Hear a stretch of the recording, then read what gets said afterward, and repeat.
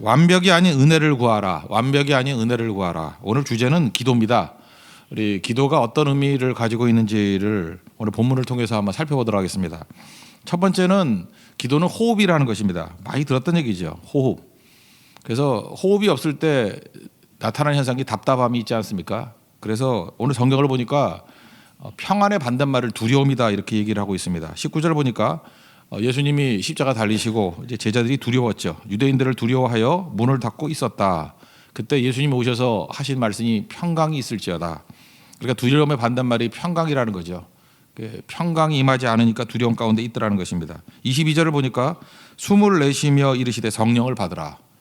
그러니까 성령의 호흡, 이건 뭐 창조하고도 연결이 돼 있죠.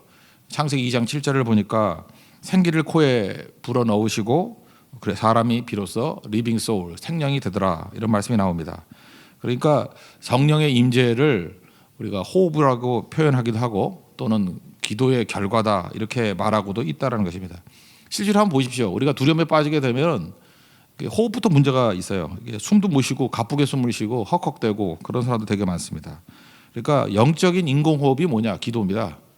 그러니까 두려움에 빠지게 되면 호흡이 잘 안 되는 거예요. 자기도 모르게 호흡 안 하고 있어요. 호흡이 얕든지 간헐적인 호흡을 하든지 그렇게 된다는 것입니다. 그래서 기도는 영적인 인공호흡 또는 기도는 영적인 호흡이다 이렇게 말할 수 있다는 것입니다. 그러니까 간단히 얘기하면 우리가 지금 숨이 가쁘거나 두려움에 빠지거나 염려나 걱정을 하게 되면은 숨이 막혀버리거든요. 그걸 이기는 방법이 뭐겠습니까? 기도에 있다는 것입니다. 그래서 두려움이 밀려오면 무조건 이건 호흡 부족이다. 기도해야 되고요. 염려 걱정이 밀려와가지고 답답함이 있으면은 왜 답답한 거죠? 이게 기도가 부족한 거다. 영적인 인공호흡을 해야 된다. 그래서 특별하게 더 많이 기도하는 모습이 있어야 된다는 것입니다. 특별히 하나님 말씀을 또 읽고 듣는 거 굉장히 중요한 거예요. 왜냐하면 말씀이 어찌 보면은 인공호흡기하고 똑같은 거거든요. 베드로서 1장 21절 보니까 예언은 사람의 뜻으로 낸 것이 아니다. 그리고 이렇게 표현합니다. 오직 성령의 감동하심을 받은 사람들이 하나님께 받아 말한 것이다. 여기 성령의 감동 그럴 때 이게 호흡입니다. 호흡이란 뜻이고요. 디모데후서 3장 16절 말씀에 관한 얘기가 나올 때 모든 성경은 하나님의 감동으로 된 것으로 또 God breath 이게 하나님의 호흡이다라고 표현되어 있습니다. 그러니까 호흡의 호흡. 하나님 말씀을 읽으면 답답함에서 벗어나게 되고요. 그래서 여러분들 많이 경험하지 않습니까? 두려움이 있고 답답함이 있을 때 기도하게 되면 살게 되고요. 또 어떤 때 기도도 막힐 때가 있잖아요. 그때는 영적 호흡기예요. 하나님 말씀을 읽고 말씀이 이게 성령의 호흡이거든요. 우리를 살리는 힘이 있다라는 것입니다. 그러므로 우리가 영적 호흡을 하게 되면은 차분하게 되고 평안하게 되고 모든 두려움에서 이기게 된다는 것입니다. 그래서 기도는 호흡이다. 이거 명심하시고 우리 삶 가운데 예를 들어서 집안의 분위기가 답답해지고 두려움이 엄습하게 되고 특별히 갑자기 이렇게 소식 듣잖아요. 뭐 암에 걸렸다 뭐 이런 소식 듣든지 아니면 뭐 파산하게 되었다 큰일 나게 되었다 그때 숨이 턱턱 막히잖아요. 그때 당장 해야 될 일이 뭐냐면 기도고 그때 중요한 게 중보기도 팀이 있으면 좋죠. 같이 기도해 달라고. 그러면 그 당황스러운 상황에서 벗어날 수 있고 호흡할 수 있다는 것입니다. 요즘 또 뭐 취업철 아닙니까? 면접할 때 항상 안타까운 마음 그런 게 있어요. 예를 들어서 10가지 준비를 했는데 한 가지도 제대로 대답을 못했다. 뭐 이런 얘기들 종종 듣습니다. 왜 그러죠? 두려워서 그렇거든요. 턱턱 수위 막혀가지고. 그러니까 백날 준비하면 뭐 할 겁니까? 싸먹지도 못하는 거. 기도해야죠. 하나님께서 내게 두려움이 사라져서 평안을 주십시오. 근데 그 영적인 능력이 뭔지를 모르는 사람들은 하나님 멀리 떠났다가 자기 멋대로 준비하다가 하나도 못하는 사람이 있어요. 반면에 어떤 사람은 불안과 두려움을 이기면서 한 가지 준비했는데도 불구하고 10가지 이상 한 것 같이 충분히 실력을 발휘하고 올 때가 있는 거죠. 그래서 기도를 가르친다는 것은 이건 호흡을 가르치는 것이고 사실은 말씀이라는 것은 인공호흡기와 똑같은 것이다. 하나님 앞에서 이 호흡이 살아있는 하나님의 거룩한 종 되기를 바랍니다. 그래서 우리 교회가 이게 맑은 공기 속에서 하나님의 성령의 호흡, 영적인 호흡이 충만한 우리 거룩한 교회가 되기를 바랍니다. 두 번째 기도의 의미는 뭐가 있느냐 하면은 완벽이 아니라 은혜를 구하는 것이다. 그 은혜를 구한다는 게 뭡니까? 완벽은 나거든요. 내가 뭘 하겠다 하는 게 완벽이고 은혜는 하나님이 일하시는 거잖아요. 그래서 은혜를 구한다라는 것은 God works. 하나님이 일하시는 것을 구하는 것이다. 그래서 when we pray, God works. 우리가 기도할 때 하나님이 일하신다. 이게 뭐예요? 이게 은혜죠. 완벽을 구한다는 것은 핵심이 나에게 있습니다. 근데 우리 인간은 한계가 있잖아요. 아무리 완벽을 구하려고 해도 완벽할 수가 없지 않습니까? 그래서 완벽할 수 없다는 것에서 오는 두려움이 있어요. 그래서 모든 완벽주의자들을 보면은 뒤집어 놓고 보면 다 두려워하는 거예요. 왜냐하면 되지도 않는 일을 하고 있거든요. 그런데도 불구하고 마음에서 완벽을 버릴 수가 없는 거예요. 그러니까 항상 두려운 거죠. 그러니까 사실 여러분들 뭐 돈도 좀 있고 뭐 실력도 있고 가지고 있는 사람들 있지 않습니까? 그런 사람들이 되게 완벽을 추구하거든요. 제일 두려워합니다. 제일 두려워해요. 그죠? 오히려 없는 사람들은 두려울 게 없어요. 뭐 그런 거 추구 안 하니까. 근데 있는 사람들이 제일 두려워한다는 것입니다. 한계를 인정해야 됩니다. 우리가 다 할 수 있는 게 아니잖아요. 그러니까 기도는 뭐죠? 한계를 인정하면서 하나님이 채워주실 것을 구하는 거예요. 하나님이 일하실 것을 구하는 겁니다. 그 자기 한계를 제일 많이 알 수 있게 만든 게 자녀들 아닙니까? 하나님께서 자녀를 우리에게 주신 목적이 뭐냐? 내 뜻대로 안 된다는 걸 깨닫게 하기 위해서. 참 정확한 해석인 것 같아요. 딴 거는 다 자기가 뭐 하려고 해도 뭐 좀 되는 것 같이 보이잖아요. 근데 자기 노력과 아무 관계 없는 게 바로 뭐냐 하면 자녀들이에요. 그죠? 이게 뭐 잘하고 못하고 아무 관계 없습니다. 그거 뜻대로 안 되는 게 자녀들이거든요. 그 뜻 깨닫는 게 뭐죠? 아, 이거 하나님이 일하시는 거구나. 내가 하는 게 아니구나. 거기서 한계를 인정하게 된다는 것입니다. 완벽을 추구했던 대표적인 사람을 든다 그러면 솔로몬입니다. 솔로몬은 완벽한 삶, 이상적인 삶, 아이디얼리스트잖아요. 그래서 이 사람은 사실은 모든 걸 다 갖췄잖아요. 뭐 모든 것 다 풍성하잖아요. 다 많고 또 열왕기서 같은데 보면은 뭐 공부도 많이 했잖아요. 뭐 새에 관한 연구, 뭐에 관한 연구해가지고 뭐 시도 뭐 3,000편 이상씩 짓고 그러니까 모든 부분에 있어서 문사철을 문학, 역사, 철학, 문사철을 아주 오가는 사람이에요. 거기다가 또 뭐 자연과학까지도 다 아는 사람. 거기다가 뭐 권력도 있고. 근데 그의 마지막 모습이 어땠습니까? 그죠? 탈진이죠. 전도서 읽어보세요. 탈진이죠. 탈진. 다 알면 뭐 할 거예요? 그리고 두려움이죠. 솔로몬의 시작이 훨씬 좋지 않았습니까? 솔로몬의 시작. 그러니까 왕 삼으려고 그럴 때 왕상 3장 7절을 보니까 아버지 다윗을 대신해서 나를 왕을 삼으셨습니다. 그리고 첫 마디가 뭐냐면 종은 자기를 왕인데 종이라 그래요. 종은 작은 아이입니다. 출입할 줄도 알지 못합니다. 우리 식으로 하면 대소변도 못 가립니다. 그 얘기예요. 그죠? 나는 아무것도 아닙니다. 벌써 이 말 속에 뭐가 품어져 있죠? 내 힘 갖고 되는 게 아닙니다. 은혜 주십시오. 은혜가 뭐예요? 하나님이 일하셔야 됩니다.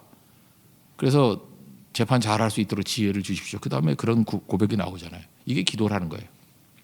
그래서 기도한다는 것은 뭐냐 하면은 내 힘으로 하겠다는 완벽이 아니라 하나님의 은혜로 채워진다라는 거예요.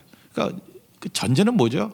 우리는 항상 부족하다는 거예요. 우린 종이고 아이고 그 다음에 출입도 하지 못하는 존재라는 것입니다. 하나님 없이는 살 수 없다라는 거예요. 이게 기도입니다. 두려움이 있을 땐 기도라는 호흡을 통해서 살아나야 되고요. 그 다음에 우리의 평상의 삶 속에서는 완벽 추구가 아니라 우리 은혜를 추구하는 거예요.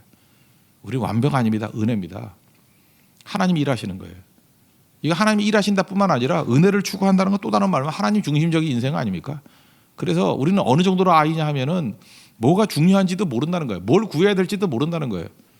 그래서 우리 로마서 8장 같은 데 그러잖아요. 마땅히 구할 바를 알지도 못한다고. 우리 아이니까 뭘 구해야 될지 모르니까 하나님 중심적인 인생을 살게 해 주십시오.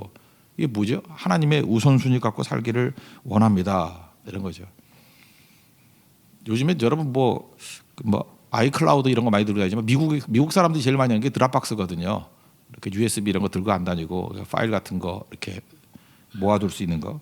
드류 휴스턴이라는 사람이 있거든요. 그 사람이 창시자고 지금 CEO인데 미국의 젊은이들 가운데 가장 이게 따르기를 원하는 롤 모델 중에 한 사람입니다. 이게 드류 휴스턴이라는 사람인데 이 사람이 그 강의하는 거를 한번 들어봤어요. 그죠? 강의하는 거를 들어봤더니 테드 강의인데 딱 나오더니 15분 동안에 세 가지 얘기하더라고요. 첫째는 테니스 공, 두 번째는 동그라미, 세 번째는 숫자 3만.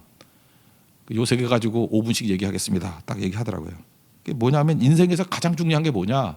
첫 번째는 테니스 공. 그래서 개에게 기르던 개. 테니스 공을 집어 던지면 개가 이렇게 물어오잖아요. 그런데 자기가 기른 개는 워낙 똑똑한 개라서 테니스 공을 던져놓으면은 주변에 뭔 상황이 벌어지든 뭘 맛있는 게 있든 뭘 있든 간에 다 제껴 버리고 테니스 공 물고 올 때까지는 그것만 집중한다는 거예요. 몰두. 그래서 자기 집 강아지가 테니스 공에 집중하듯이 성공하는 인생에 있어서 중요한 것은 테니스 공이다.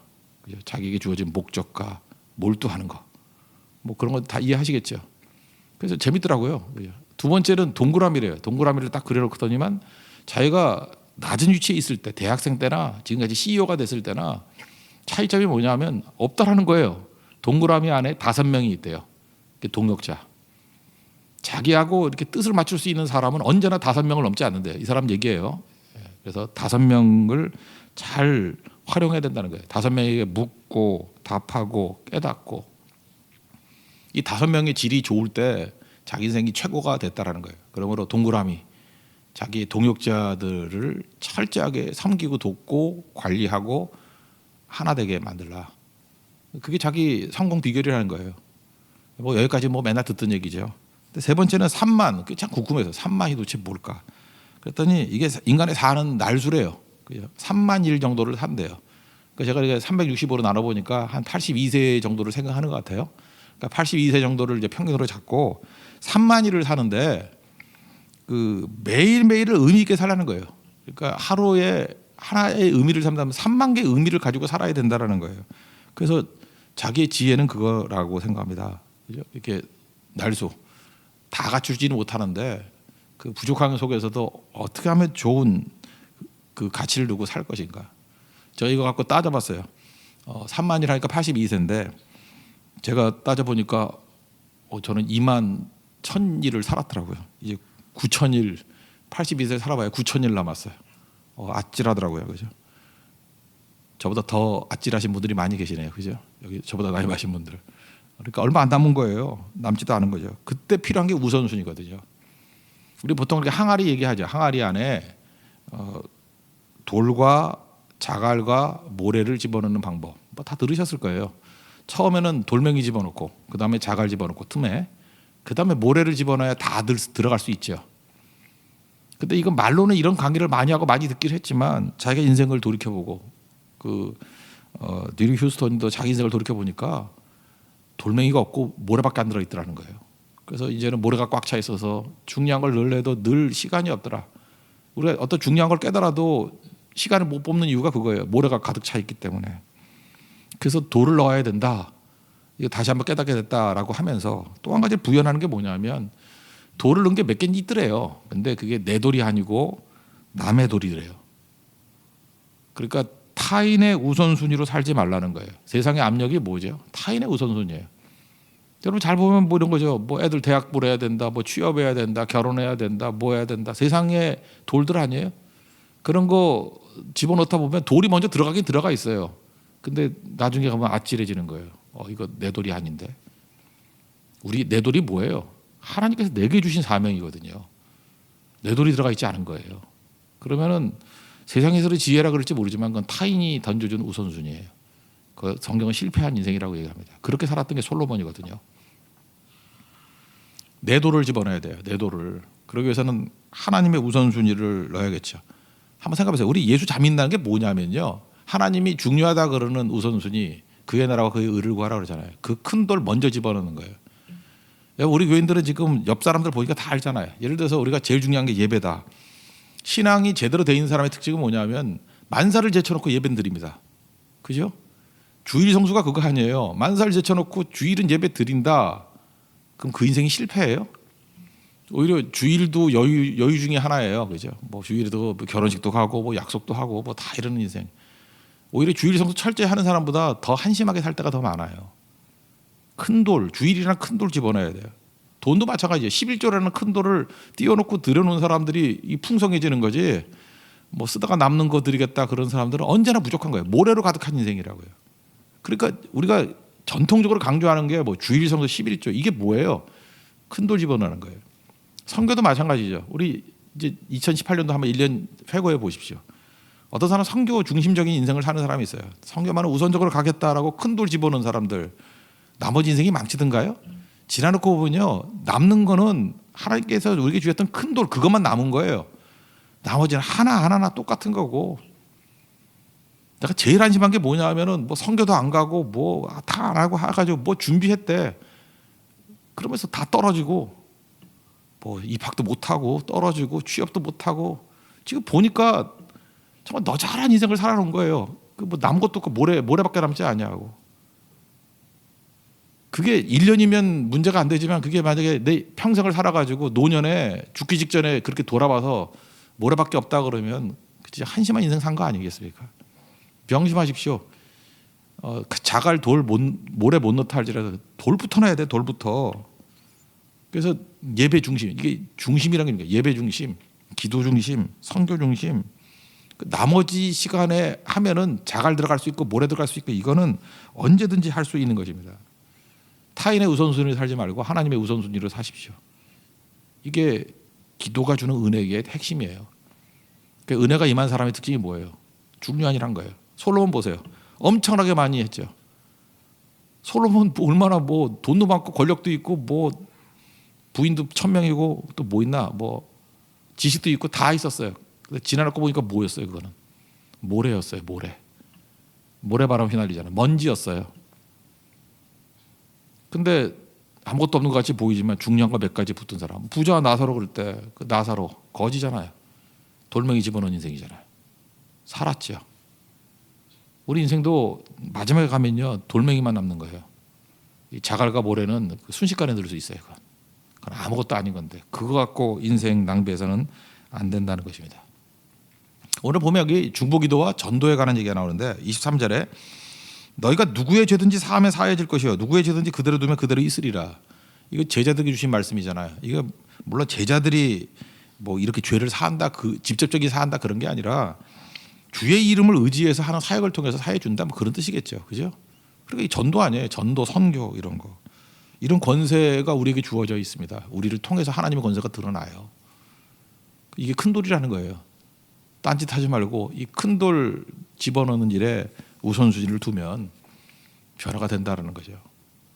한번 생각해 보세요. 우리가 이번 지난주에 금수당 갔다 오고 뭐 이렇게 금수당 대만 선교 중에 금수당 예를 든다 그러면 그 제가 지금도 기억나요. 교인들 뭐 10명이 뭐예요. 5-6명밖에 없었어요. 그리고 절이 13개가 있다 그러고 교회가 뭐 너무 구석에 처박혀 가지고 위축돼 있고 그랬었는데 거기다가 또 그때 그 당시엔 전도사님이셨는데 전도사님 뭐 상태도 별로 안 좋고 뭐 마약 출신이고 뭐 이래서 근데 지금은 대만에서 50명 정도 모인다는 건 지금 거기는 500명 정도나 마찬가지거든요. 교회가 완전히 살아났어요. 완전히 살아났다고요. 50명이 움직이는 50명이에요. 너무너무 자랑스러워서 그 얘기 계속 하더라고요. 저한테 50명 모인다고 한 10번은 얘기하는 것 같아요. 목사님 이제는 50명이나 모인다고. 50명이 움직이고 있다고. 그리고 그 중에 한 분 제가 사진 찍었는데 이번에 올리지도 못했는데 한 분이 우리 코리안 파티 때 왔던 여자분인데요. 그 여자분 한 분이 자녀들이 딸 넷이 다 예쁘기도 하면서 열심히 일을 하는 애들이에요. 4명, 3명인가요? 3명 데리고 오고 그 친척들 다 데려오고 그래서 우리가 코리안 파티 데려왔던 그 한 사람이 한 10대 명씩 데리고 왔어요. 열 몇 명인가. 총 다 보니까 그게 교회 중심 일꾼이 돼버리고 이런 게 돌멩이 사역 아니에요? 한 교회를 살린 거 아니에요? 그 팀. 사실은 제가 생각하니까 금수당은 갔다가도 도망친 사람 많아요. 거기 세븐일레븐 하나밖에 문화시설이었고 뭐 힘들다 뭐 벅차다. 그 참 어리석은 거죠. 그렇게 가치 있는 일에 꾸준하게 뛰었던 사람들은 하나님께서 그 열매를 주실 건데 그죠? 그때 당시 그렇게 될지 누가 알았냐고요. 그런 은혜가 임하게 되고 뭐 거기서 쪼개져 나온 또 우리 도원복음당이라고 있죠. 이번에도 어떻게 한 교회를 2개로 쪼개다 보니까 도원복음당도 12명밖에 못 갔어요.